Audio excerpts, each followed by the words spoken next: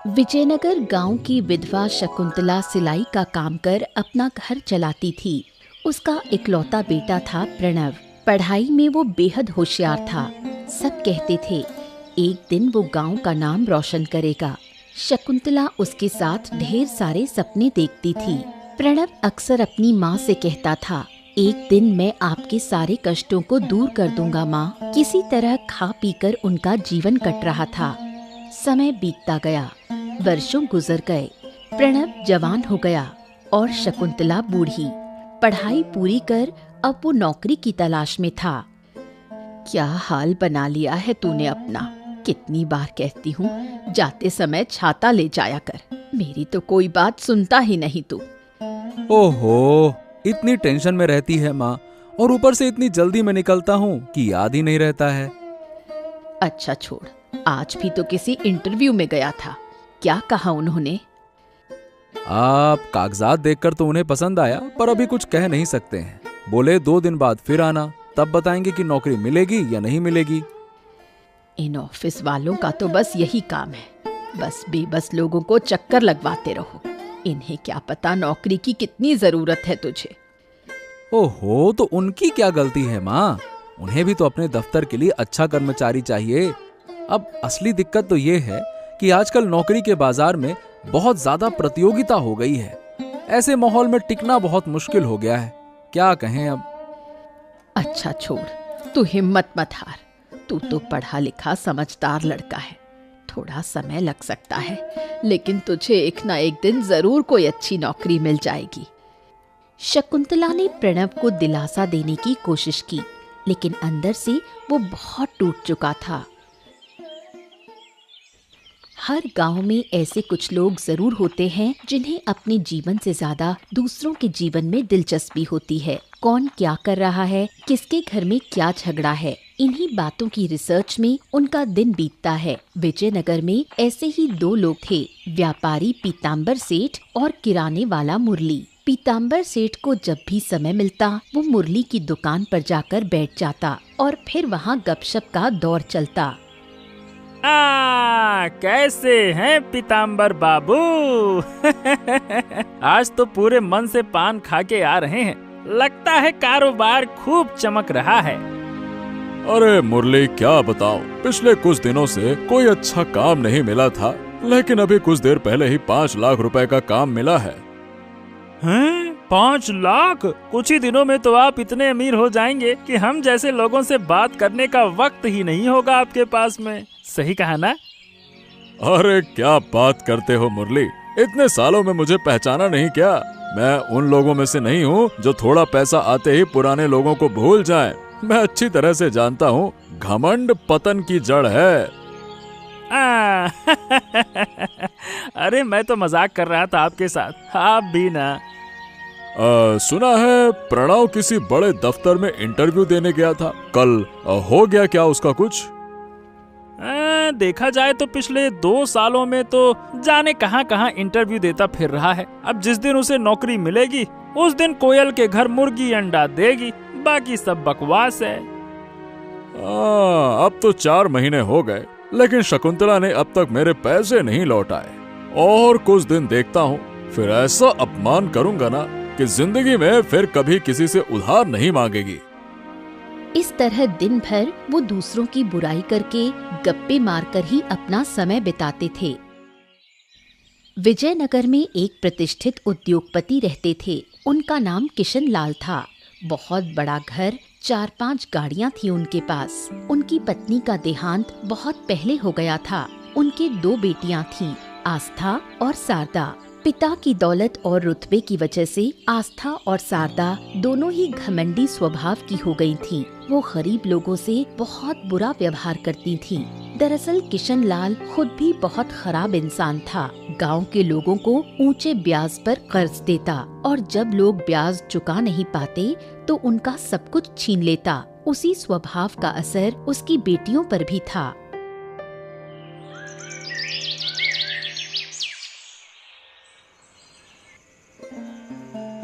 इसलिए मुझे ये परीक्षा कुछ भी अच्छा नहीं लगता।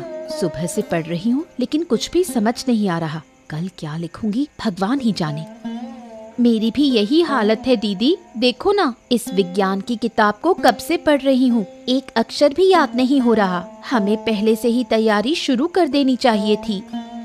चुप करना, इतना ज्ञान मत दे। और वैसे भी हमें इतना टेंशन लेने की क्या जरूरत है। अगर परीक्षा खराब भी हो गई तो पापा है ना, मास्टर जी से बात करके सब संभाल लेंगे।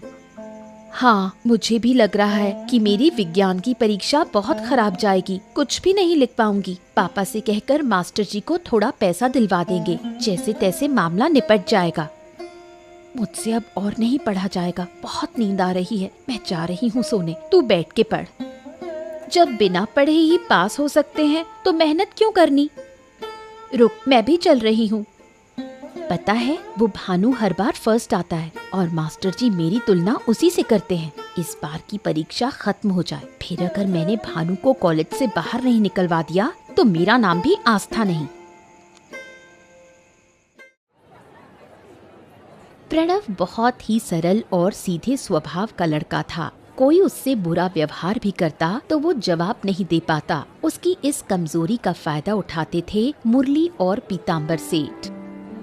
क्या रे प्रणव, इस वक्त बाजार में क्या कर रहा है? कहाँ जा रहा है? घर में कुछ सामान खत्म हो गया था, वही लेने आया हूँ। आप लोग कैसे हो? कैसे हो? अच्छा होने की कोशिश कर रहे हैं लेकिन हो नहीं पा रहे हैं। 4 महीने हो गए, अभी तक मेरा 10,000 रुपया लौटाया नहीं है। क्या तेरी माँ ने तय कर लिया है कि मेरा पैसा वापस नहीं करेगी? नहीं काका जी, ऐसा कुछ नहीं है, बस हालात थोड़े खराब हैं। मैं नौकरी ढूंढ रहा हूँ, जैसे ही नौकरी लगेगी मैं आपका सारा पैसा चुका दूंगा, चिंता मत करिए। तू नौकरी ढूंढ रहा है? ये बात तो मैं पिछले 1 साल से सुन रहा हूँ। इस जन्म में तुझे नौकरी मिलेगी ऐसा मुझे तो नहीं लगता।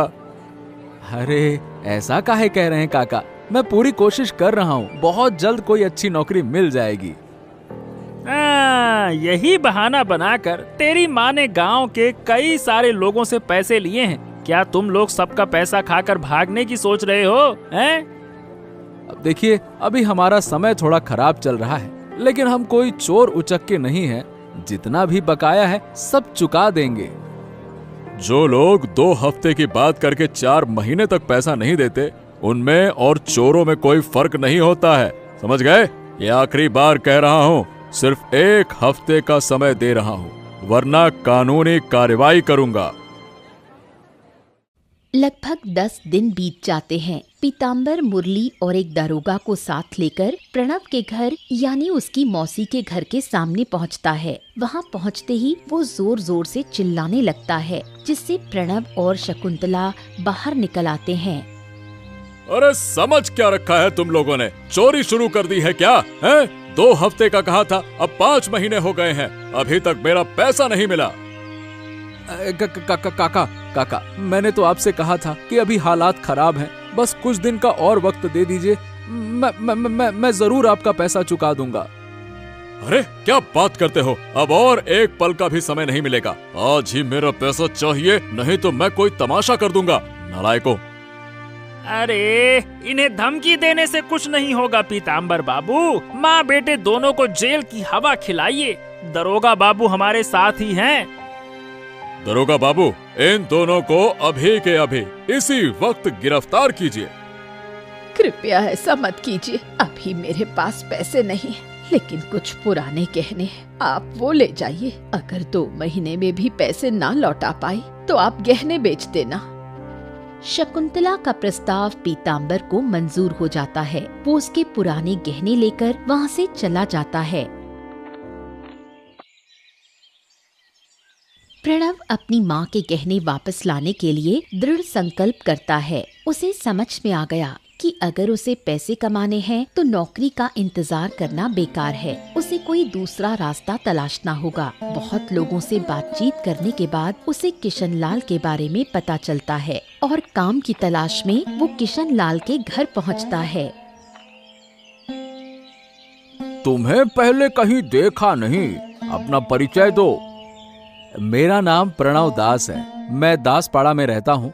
मैं कई दिनों से नौकरी की तलाश में इधर उधर भटक रहा हूँ। बड़े बड़े दफ्तरों में इंटरव्यू दिए, लेकिन कहीं से भी कोई लाभ नहीं हुआ। किसी ने मुझे नौकरी नहीं दी। आजकल नौकरी का बाजार कुछ अच्छा नहीं है। नौकरी की उम्मीद में बैठे रहना बेवकूफी के सिवा कुछ नहीं है। आज की युवा पीढ़ी होकर ये भी नहीं जानते क्या है? मुझे पता है, लेकिन अपने खुद के व्यवसाय शुरू करने की स्थिति में मैं हूं नहीं, इसीलिए। अच्छा ठीक है, मैं तुम्हारी क्या मदद कर सकता हूँ? अगर पैसे उधार चाहिए तो ब्याज लगेगा, बताओ चुका पाओगे?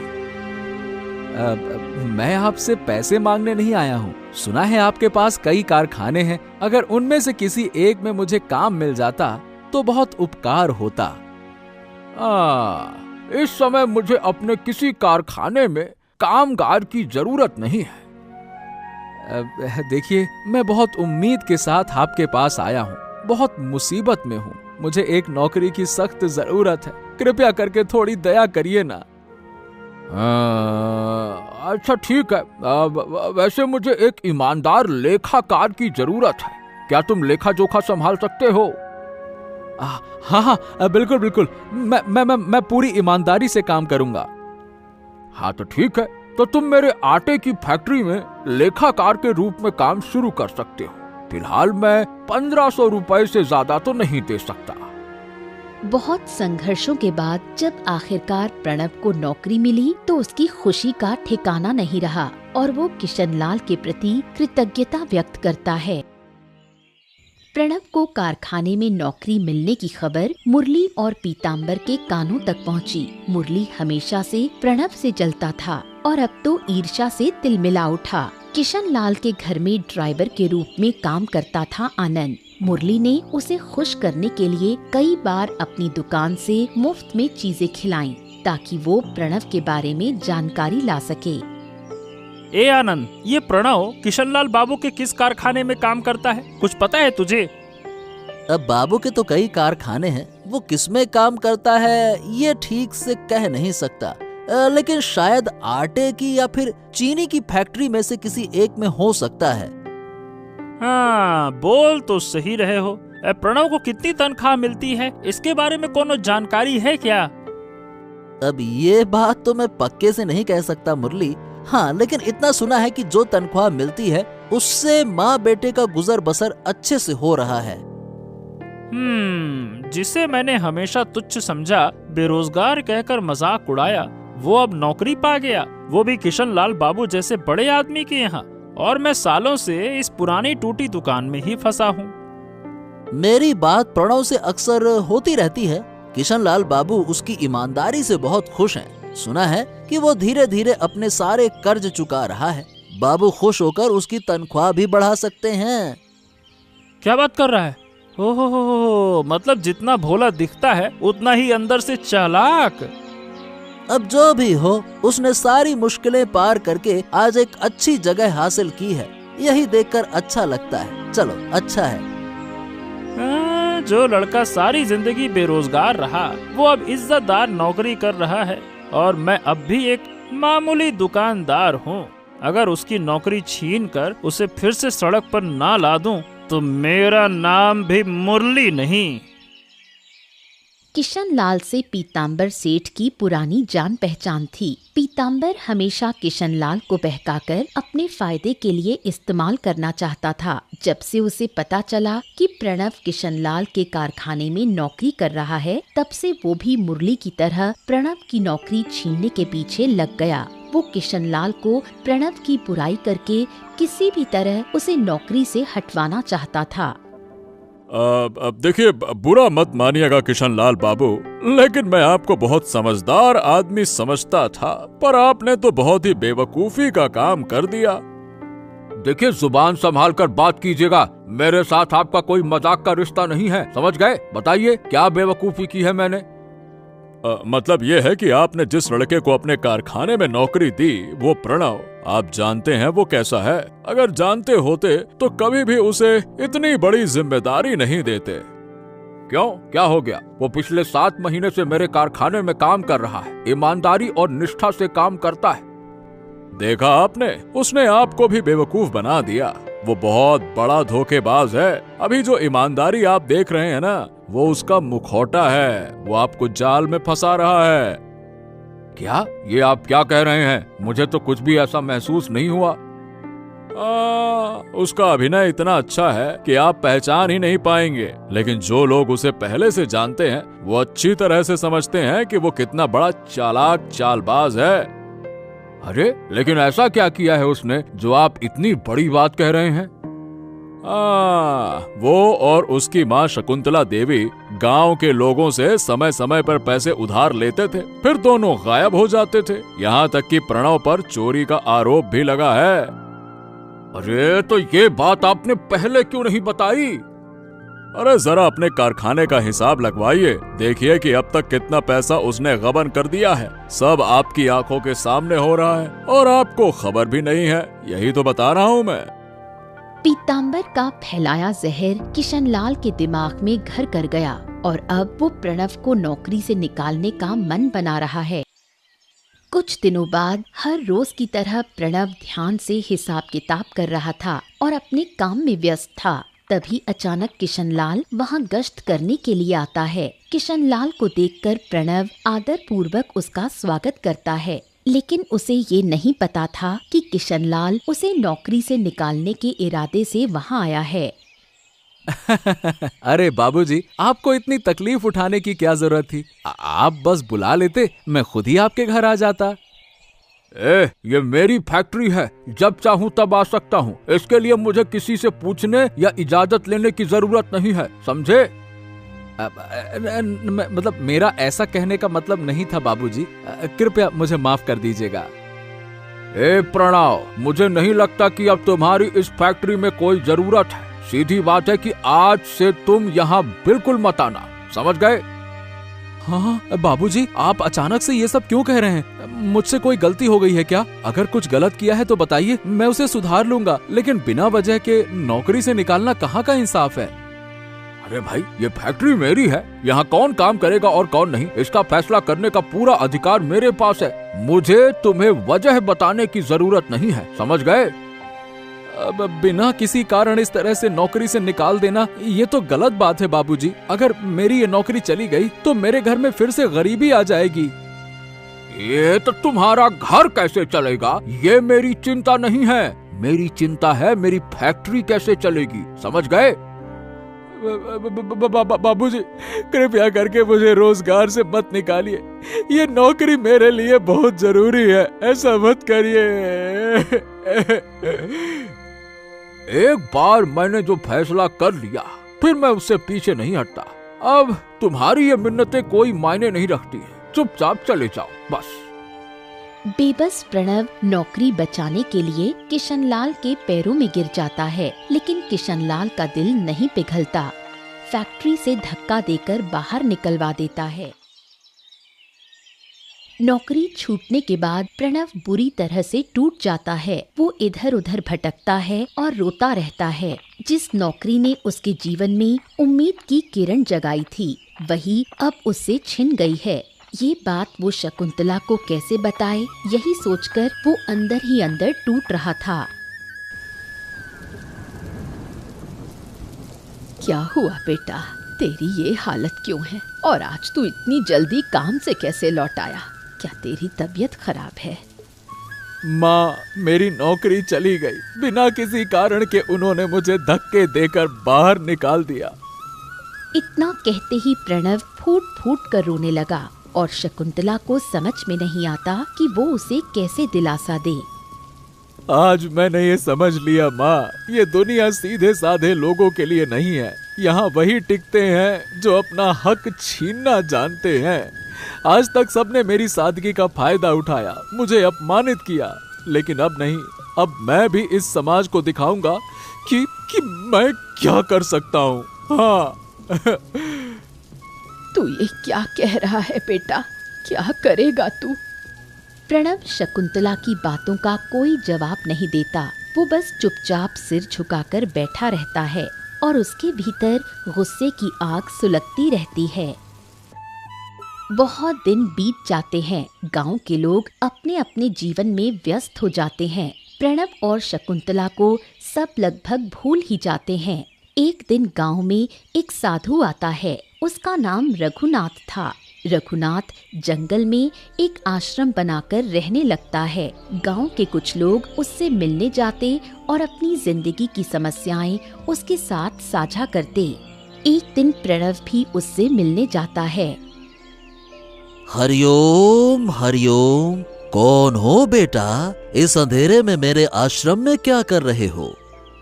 इस समय तो यहाँ कोई नहीं आता।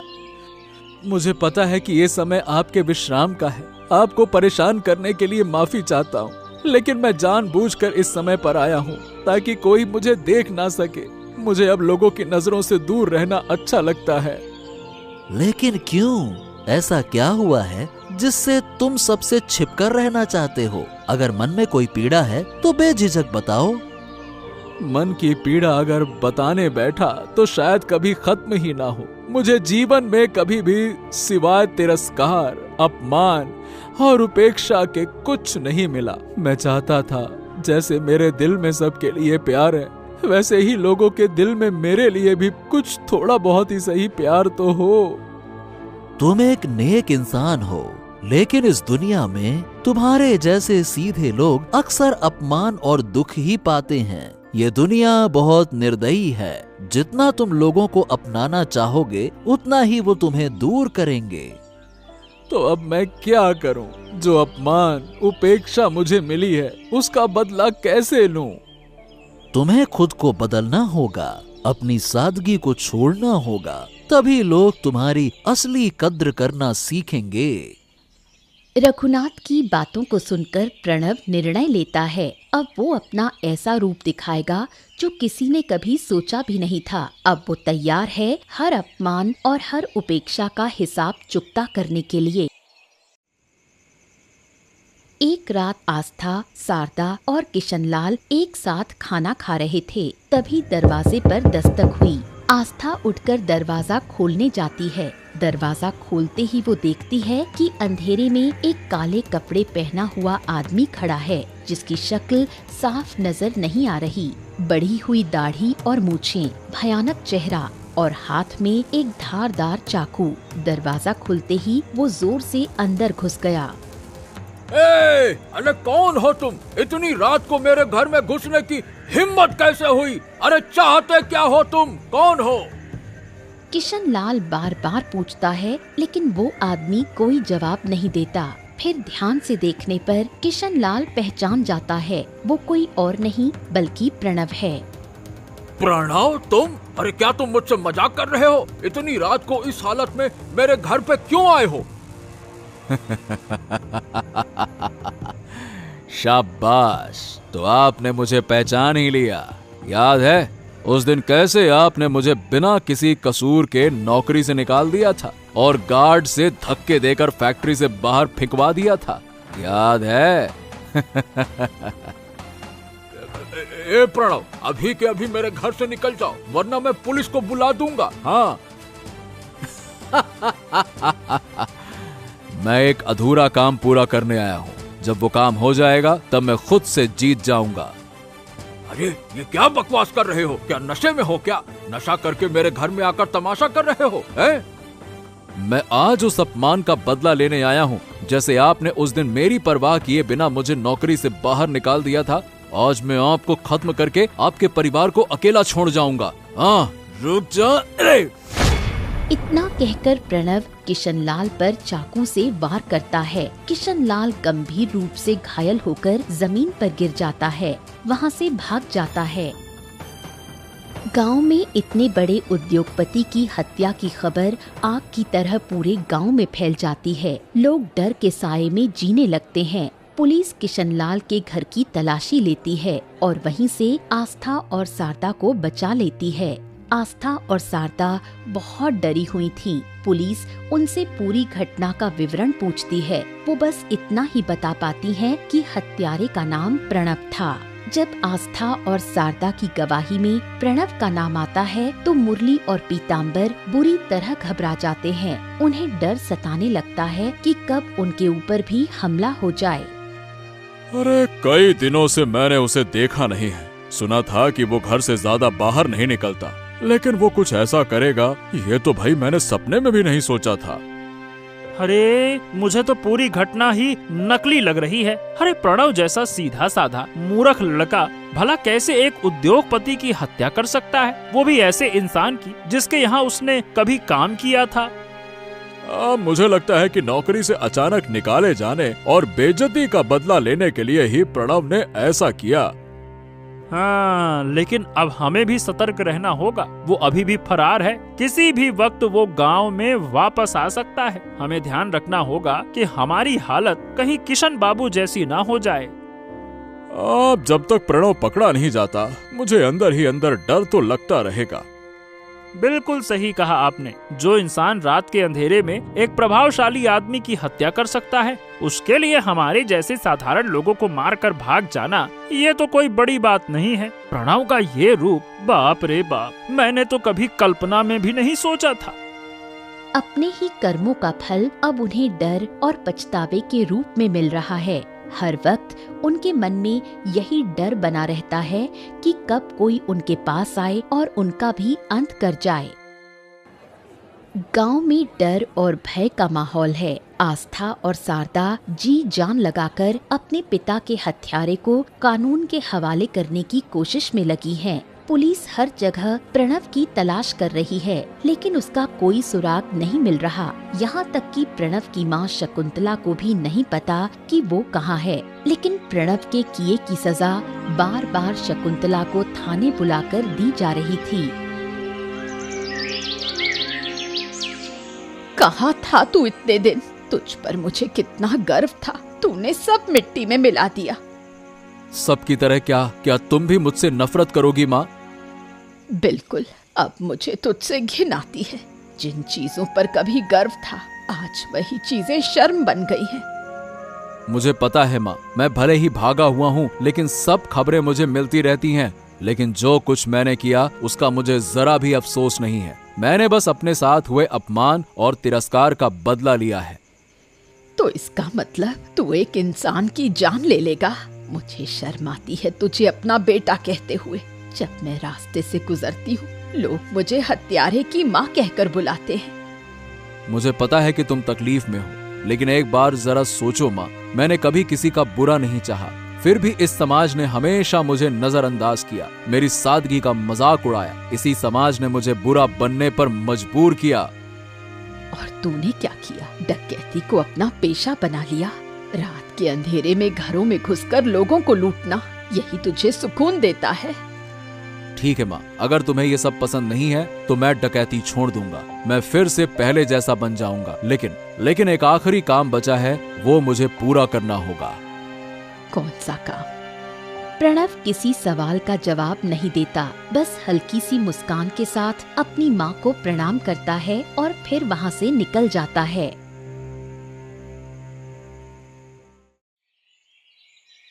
कुछ दिन बीत जाते हैं।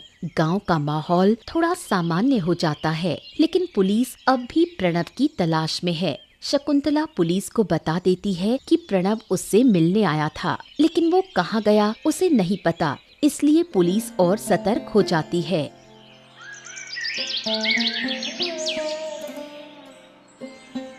हाँ, पहचाना मुझे पीताम्बर? मैं वही प्रणव हूँ जिसे तूने हमेशा अपमानित किया। देख, तुम्हारे अपमानों ने मुझे क्या बना दिया। देख मैं क्या हो गया हूँ। आज सब मुझे काला डकैत कहते हैं। प्रणव, देखो भाई, देखो, जो कुछ भी मैंने किया था उसके लिए मुझे माफ कर दो। मुझे मतलब मेरी मति मारी गई थी। मैं तुमसे हाथ जोड़ता हूँ, मुझे माफ कर दो। मुझे माफ कर दो।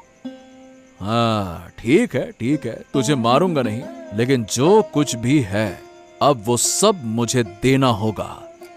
हाँ ठीक है, जो तू चाहे ले ले, बस मेरी जान बख्श दे। हाँ, माफ कर दे। प्रणव चाकू दिखाकर पीताम्बर से उसके घर की सारी नकदी और गहने जबरन ले लेता है, फिर मुस्कुराते हुए कहता है, अब एक सबसे कीमती चीज लेना बाकी है, और वो है तेरी जान।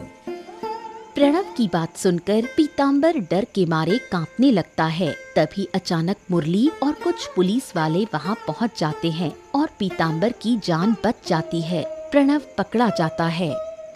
सौभाग्य से आज मैंने तुझे गांव में आते देख लिया था और छिपकर तेरे पीछे पीछे आ रहा था, वरना तो आज तो तू पीताम्बर बाबू की जान ही ले लेता। दरोगा जी, ले जाइए इसको।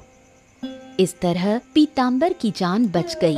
प्रणव के पास से लाखों रुपए और बहुत से गहने बरामद हुए। पता चलता है कि उसने सिर्फ विजयनगर ही नहीं बल्कि आसपास के कई गांवों में भी काला डकैत बनकर लूटपाट की है। वो अपना अपराध स्वीकार करता है और कहता है कि उसे अपने कामों का कोई पछतावा नहीं, क्योंकि समाज की उपेक्षा ने ही उसे ये राह चुनने पर मजबूर किया। लेकिन जिन निर्दोष परिवारों पर उसने अत्याचार किया उनसे वो माफी मांगता है। सब लोग अपने सामान्य जीवन में लौट जाते हैं। प्रणव की जिंदगी जेल की 4 दीवारी में सिमट जाती है और उसकी माँ शकुंतला वो बेबस और अकेली रह जाती है।